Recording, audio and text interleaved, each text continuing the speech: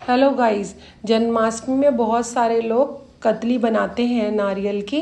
तो अब देखते हैं कैसे ये कतली बनती है। बहुत ही स्वादिष्ट बन के तैयार होती है ये कतली। बनाने के लिए मैंने 2 नारियल लिए थे, लेकिन मैंने इसको तोड़ के ही लिए थे।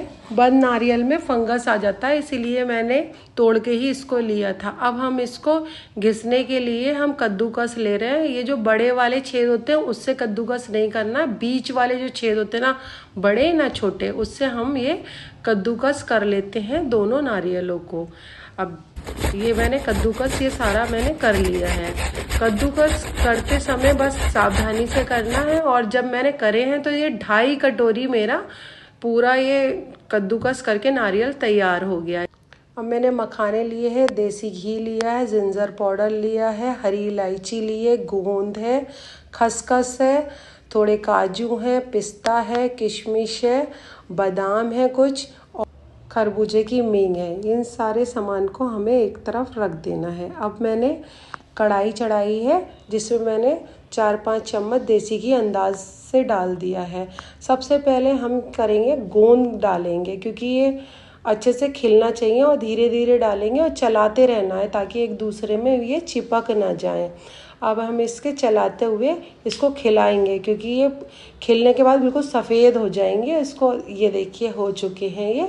अब हमने इसको साइड से करछिल की सहायता से हम इसको सबको साइड में निकाल लेंगे एक परात में।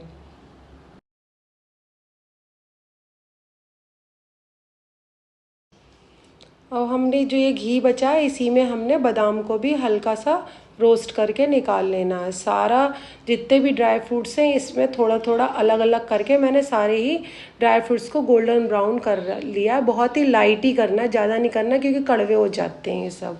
अब इस काजू को भी करके साइड में हम निकाल लेंगे।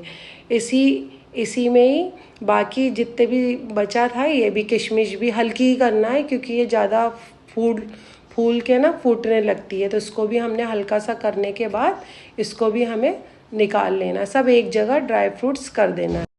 अब कढ़ाई में अभी भी मेरे पास देसी घी अभी देखिए बचा है, सारे ड्राई फ्रूट्स भी फ्राई करने के बाद भी। अब इसी में ही मैंने ये इसमें ही डाल दिए हैं सारे।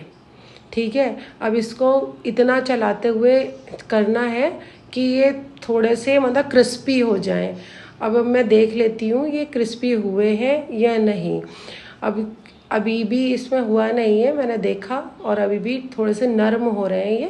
तो और मुझे ड्राई करना है इसको चलाते हुए। अब देखना बिल्कुल सही से हो गए हैं ये, बिल्कुल टूट रहे हैं अपने आप ही। अब हम इसी में ही खरबूजे की मींग जो मैंने रखी थी वो भी इसी में डालकर चटका लेंगे। और इसको हल्के ही करना है, बस 1-2 सेकंड ही थोड़ी देर करके, और साइड में सबको निकाल लेना है।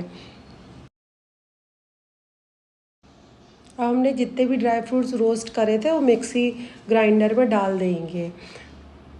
हम सारे इसमें डाल देते हैं और थोड़ा सा मिक्सी चलाना है।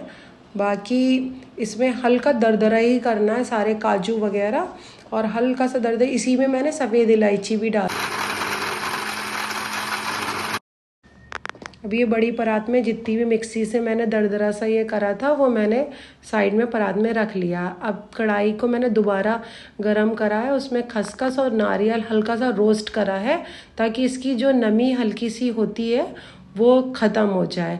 बस 1-2 मिनट के लिए करना, ज़्यादा नहीं करना। उसी परात में जो मिक्सर मैंने तैयार करा था मिक्सी में पीस के, उसी में नारियल और खसखस भी मैं डाल लेती हूँ। इसी में मैंने सोड पाउडर 2 चम्मच डाला। वैसे आपको अच्छा नहीं लगे तो ना डालें, स्किप भी कर सकते हैं, ऐसा कोई ज़रूरी नहीं है।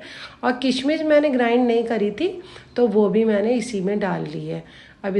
अब हम इसको अच्छे से मिक्स करेंगे। जितना भी नारियल मैंने रोस्ट करा था, खसखस, और जो मैंने मिक्सी में सब ये पीसा था, सबको रोस्ट करके अब हम इसका मेजरमेंट करेंगे।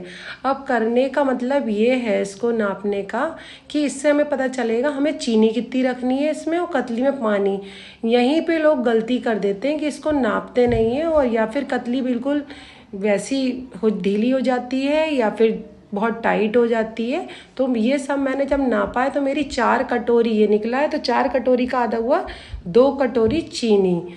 अब 2 कटोरी चीनी में पानी भी जाएगा 1 कटोरी, ऐसे आपको याद रखना है। 4 कटोरी सारे ड्राई फ्रूट्स, 2 कटोरी चीनी, 1 कटोरी पानी।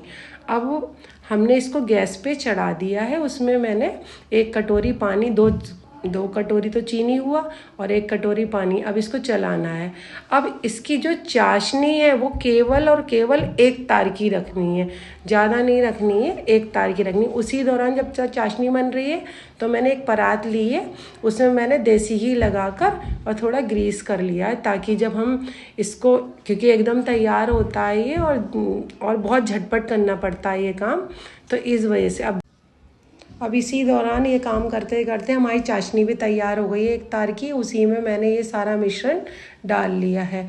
अब मैंने जो सिम कर दी है गैस को भी, और इसको मैंने सारा ही लौट लिया है इसमें, और बस जल्दी से अब करछली की सहायता से अलट पलट करना है, ताकि ये चाशनी सारे मिश्रण में अच्छे से घुल मिल जाए।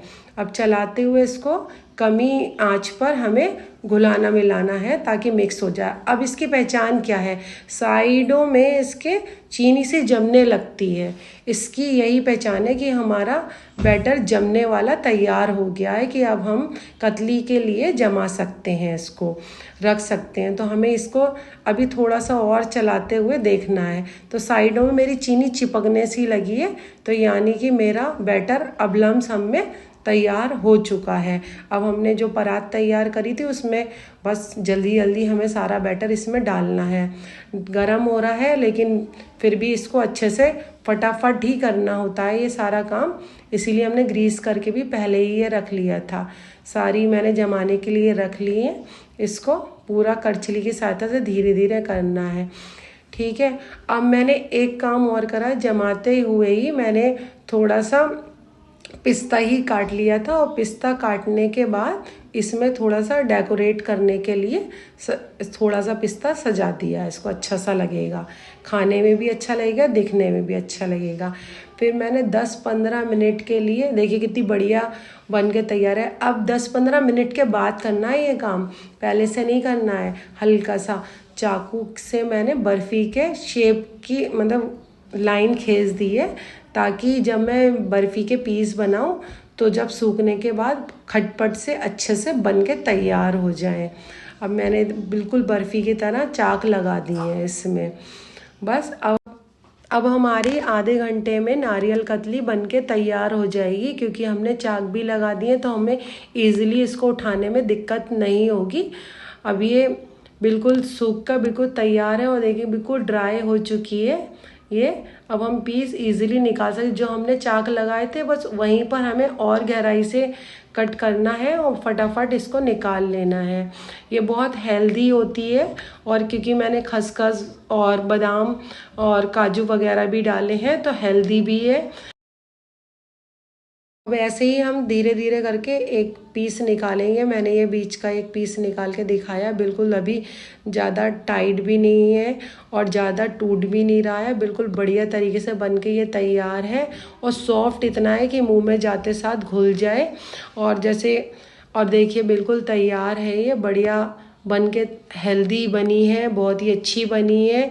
आप भी बनाइए, और आपको जन्माष्टमी की बहुत बहुत बधाई है। और खाइए, परिवार में खिलाइए। जन्माष्टमी की शुभकामनाएं।